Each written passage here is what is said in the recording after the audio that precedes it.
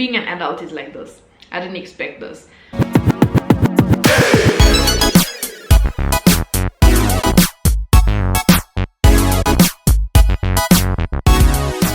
Hey Sela Bellas, and welcome back to my channel. Today's comment shout out goes to Renuka Singh, and she said, "My nose started to leak as I watched this. I tried it once and that was enough, never again." Girl, same. I felt heat in my eyes. You guys look as hot as the spicy noodles. Wow, thank you. And rocking the hair, Selina. Thank you so much for your sweet comment. If you would like a shout out in my next video, make sure to leave a comment on this one and to engage with me on my Instagram page for a chance to get a comment shout out. A while ago, I think like in the last month, there was a comment on one of my older YouTube videos, I think, about someone asking if I could make a video for over 18 girls on basically how to adult and how to get things like a house, car, blah blah blah. And I tried to find that comment again, but I couldn't find it, but I remembered it, so here we are doing this video. And I also posted a question sticker on Instagram to ask you guys to give me questions on adulting. So here we go. First of all, when I was in high school, I first of all definitely think that this is because of the way my parents raised me. I always had to work for stuff. So I've said many times before, the last thing that my parents paid for me was my ID book. I had to work and earn money to do my learner's license, my driver's license, and everything else that came afterwards. And obviously they paid for like my school fees and stuff, but I mean like the last adulting thing that they paid for me was my ID book. So I've been a hustler and had an entrepreneur's mentality for most of my life. So I've always been working to earn money to get things. So I would say that first of all, if you are in high school, you need to know what your plan is after school. When Trevina and I were in high school, we just knew that we needed to study and get a degree. That's what our parents drilled into our heads: study and get a degree. We didn't know what we wanted to study. So in 2013, our first year out of high school, we both did a BCom generic at UNISA, and that never worked out for us because I remember I only did my assignments and that was it. I never went for my exam. As it stands to this day, I have a bad record with UNISA because I didn't finish that first year. So we took a break for the balance of 2013, and then as I was working, I saved money and I researched what is it that I enjoy and what is it that I wanted to study, and that was marketing management. So in 2015, I enrolled at IMM, and now I have my degree. And even as I was studying for this degree, I knew in my head, my plan was get a degree, get a house, get married. But because my degree came second to so many things in my life, it came second to a relationship, to me having fun, to all my jobs that I've had, that degree took a lot longer than expected, and the house and the wedding came before actually getting my degree. And then I bought my first car when I was 21. It was a car that I didn't drive, but I still bought a car. So a lot of people don't understand that you need to have a credit card to have good credit. You need to have revolving accounts that you pay every month to have good credit. And if you build up your credit score, you can get approved to finance a house, to finance a car. So I got my first car at 21, and then I traded it in and bought a car that I was actually going to drive in 22. RIP to my car, I miss you a lot. So I bought my car at 21, bought a second car at 22, and all this time I was working and paying for my bills myself. So I paid for my car, paid for fuel, paid for insurance, cell phone, whatever other bills I had at that age. I think it's important to have a good credit score and to build up your credit. I'm not a financial advisor, so I can't tell you how to do that, but what worked for me was having a credit card and maintaining it and managing it well, and also having revolving accounts. So I think at that time I had a cell phone account, and I think we had like a Truett's account. I also had a Mr. Price account, which was very bad for me because I would just go and buy and buy and buy, and I'm glad that I closed it when I did, because now as an adult with a house, if I still had that Mr. Price account, I would probably be in Mr. Price home every single weekend, which is a problem.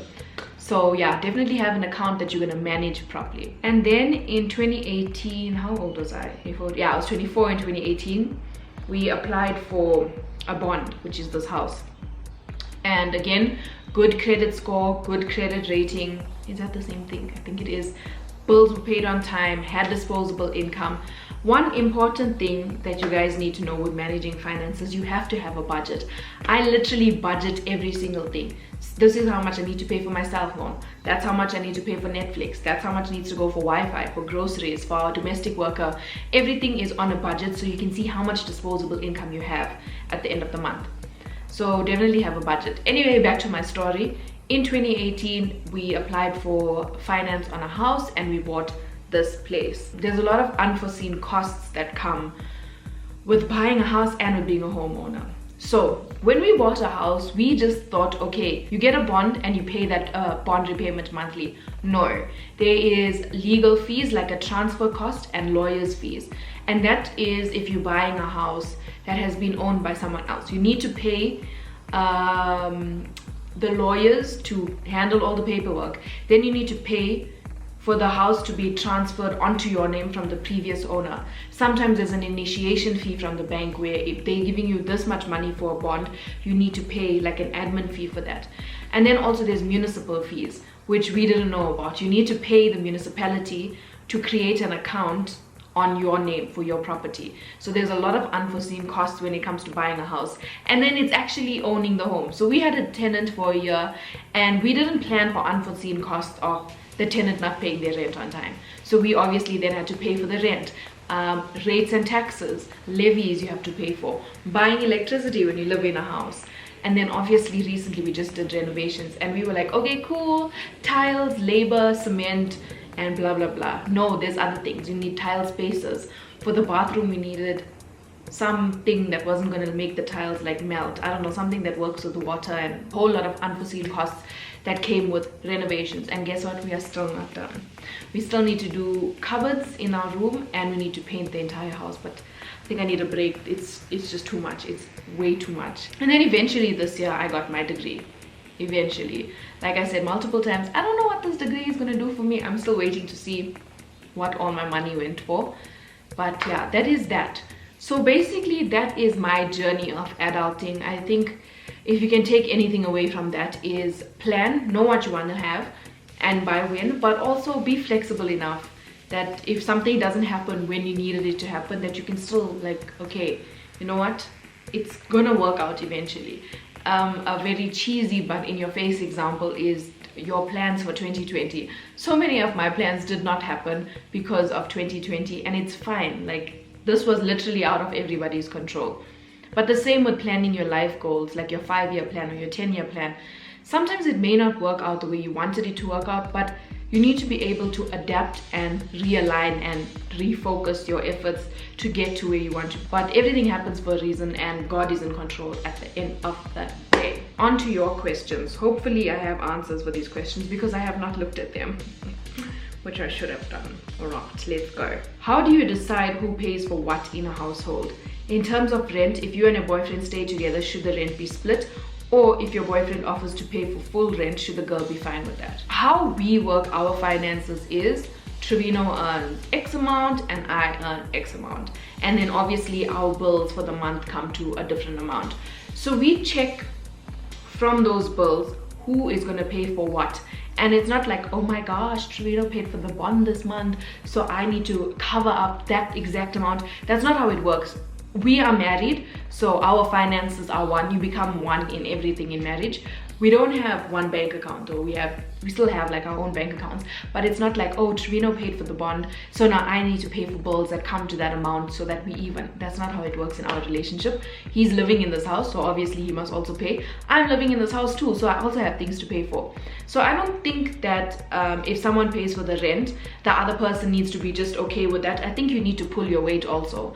And you guys need to figure it out for yourself, who pays for what. But what I do think is slightly weird is couples who pay like 50% of the rent and the other one pays 50% of the other, like the other 50%, and like you split your groceries in half also. I think that's a little bit weird, but each to their own. For us, what works is we see how much our bills come to, we see how much we make as a team, and then we divide the bills. Obviously Trevino earns more than me. He's got a stable job. I have a fun job that just pays me at random times, so he does cover the bulk of the bills. But when I do make like extra money from a job, then I will close off a debt or I will push more money into the bond or whatever it is. So I think it's up to the couple to decide how you guys are going to split your bills. If you're going to do it 50-50, that's good. If you want to split it according to your salary, that's good. But I do think there should be a balance, and I do think that not all the financial burdens should be on one person, especially if both people are working. What tips do you have for saving money? Do it.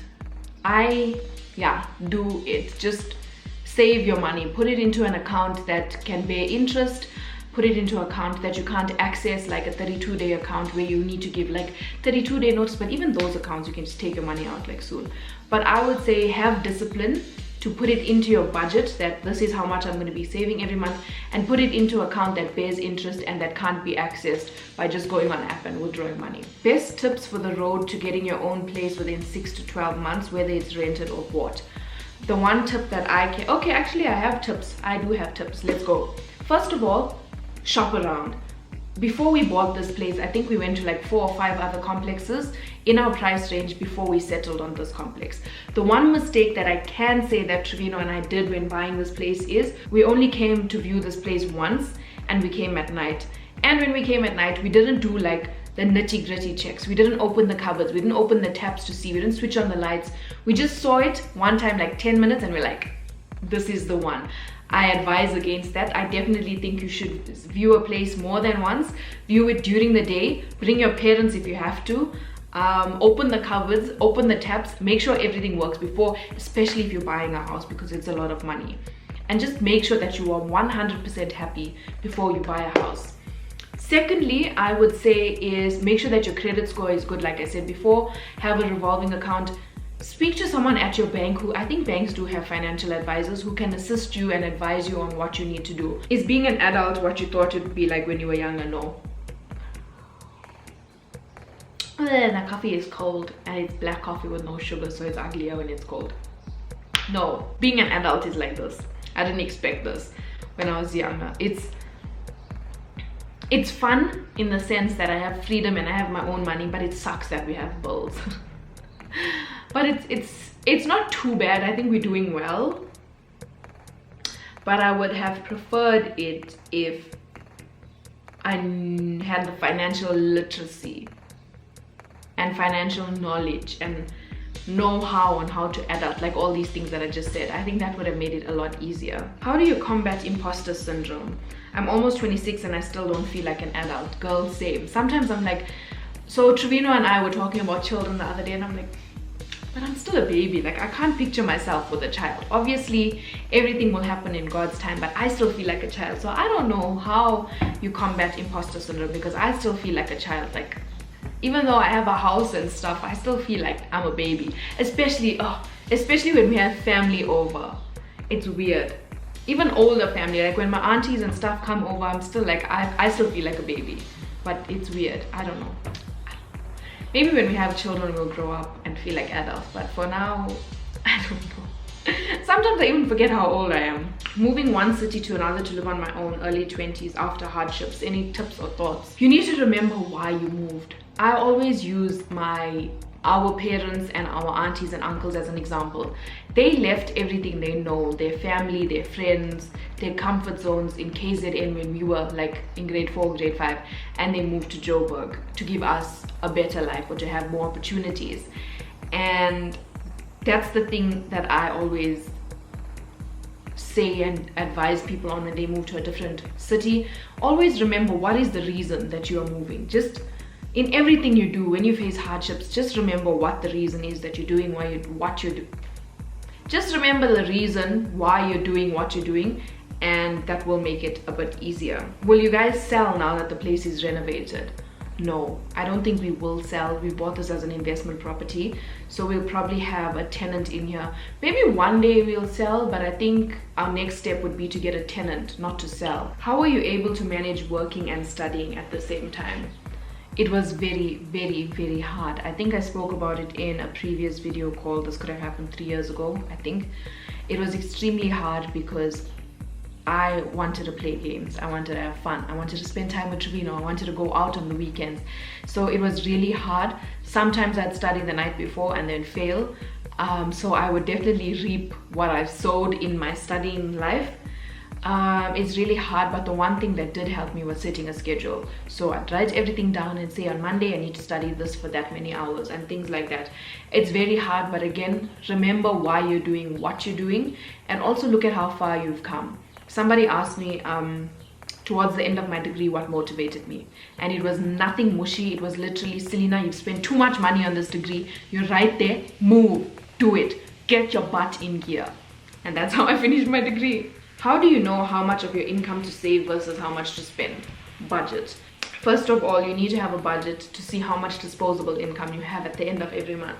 And the first thing that I always do is tithe. So even my tithe is on my budget. So you calculate what needs to go out of your salary and then what you're left with. And then from that, you can figure out, based on you, what percentage you'd like to save. I hope I gave some good answers to your questions and maybe put some things into perspective of how my timelines were and how I had to change them and things like that. But if you guys enjoy this video, please do give it a thumbs up. See you guys every Tuesday and Friday at 12:30 and Sunday at 3 p.m. for a new video. Please don't forget to subscribe. My goal for this year is 5k, and I would really appreciate it if we could at least get close, if we're not going to be able to hit that 5k. And yeah, follow me on Instagram, check out the description bar for merch. Bye, Sela Bellas.